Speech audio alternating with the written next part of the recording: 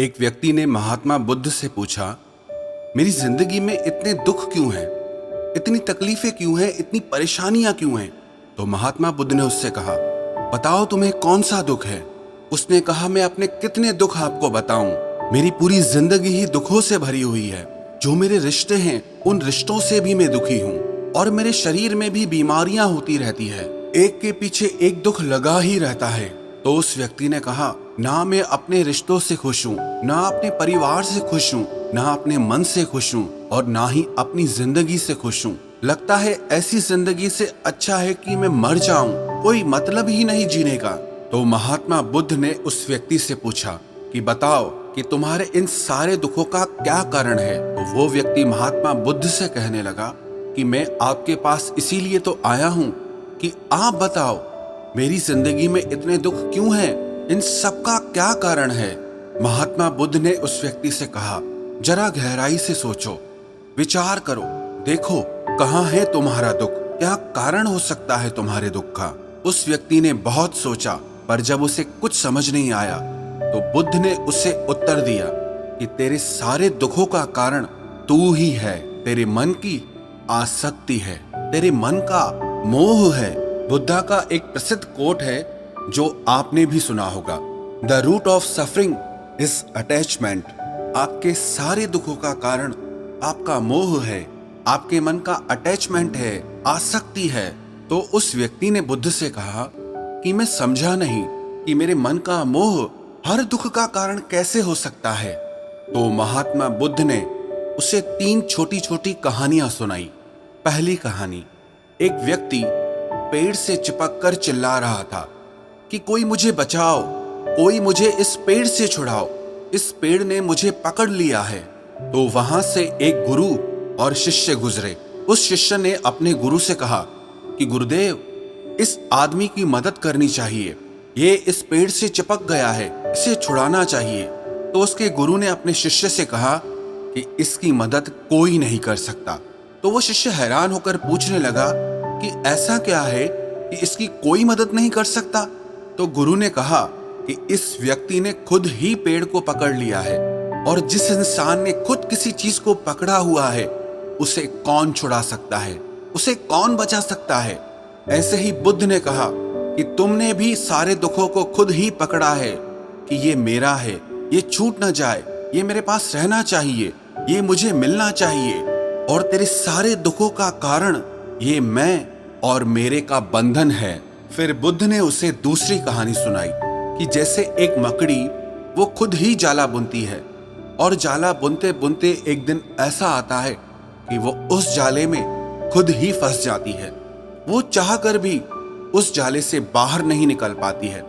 ऐसे ही तूने भी अपनी जिंदगी में कितने ही रिश्ते बनाए हैं, कितनों से मोह लगाया है, कितनों को अपना माना है और उनमें मोह रखने के कारण आज वो तुझे दुख दे रहे हैं। सारी दुनिया में कुछ भी होता रहे, हमें दुख सुख नहीं होता है। हमें दुख सुख कब होता है? जब हमारे अपने के साथ कुछ होता है या हमारा अपना हमारे साथ कुछ करता है। फिर महात्मा बुद्ध ने उसे तीसरी कहानी सुनाई कि शहद से भरे एक पात्र में एक उड़ती हुई मक्खी घुस जाती है। उस शहद के मीठे रस में उसे बहुत आनंद आता है, वो बहुत प्रसन्न होती रहती है और अगर वो चाहे तो थोड़ा सा शहद का रस लेकर के वहां से उड़ सकती है, लेकिन वो उस रस में इतना डूब जाती है, इतना खो जाती है कि वो वहां से उड़ना ही नहीं चाहती और उस रस को लेते लेते उसके पंख उसी शहद में फंस जाते हैं। फिर जब तक उसका पेट भरता है वो बुरी तरह से उस शहद में फंस जाती है। फिर वो वहां से निकलने की बहुत कोशिश करती है, आगे जाती है, पीछे जाती है, दाएं जाती है, बाएं जाती है, पर वो वहां से उड़ नहीं पाती है, वो फंस जाती है उसी में ही। ऐसे ही तूने भी अपनी जिंदगी में जिन रिश्तों में आनंद लिया, सुख लिया, शुरू शुरू में तो तुझे बहुत सुख आया और आज वही रिश्ते तुझे दुख दे रहे हैं।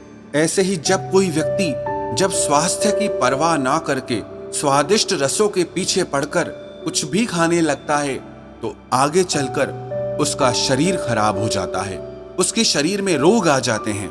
ऐसे ही जब मन संसार की बहुत सारी आशाएं कर लेता है, तृष्णाएं और वासनाएं कर लेता है, तो उसके मन में धन का लोभ आ जाता है और फिर चाहे उससे कितना भी धन मिलता रहे, उसकी तृप्ति कभी भी नहीं होती। वो हमेशा धन से अतृप्त रहता है और फिर इससे उसके मन में दुख का जन्म होता है। फिर उस व्यक्ति को एहसास हुआ कि महात्मा बुद्ध बिल्कुल सही कह रहे हैं। यही वजह है मेरे सारे दुखों की। मेरे सारे दुख मेरी ही वजह से पैदा हुए हैं, मेरे ही मन के मोह से, अटैचमेंट से पैदा हुए हैं। फिर उसने महात्मा बुद्ध से दूसरा प्रश्न किया कि आपने मुझे कारण तो बता दिया, अब मुझे इसका उपाय भी बताइए। महात्मा बुद्ध ने कहा, अगर तुम सारे दुखों से पार होना चाहते हो तो अपने मन को मोह और वासनाओं से ऊपर उठाकर प्रेम और संतोष से भर दो, क्योंकि जिसके हृदय में प्रेम और संतोष का दिया जल गया, उसके मन से मोह और वासनाओं से जन्मे हुए दुख का सारा अंधकार ही दूर हो जाता है।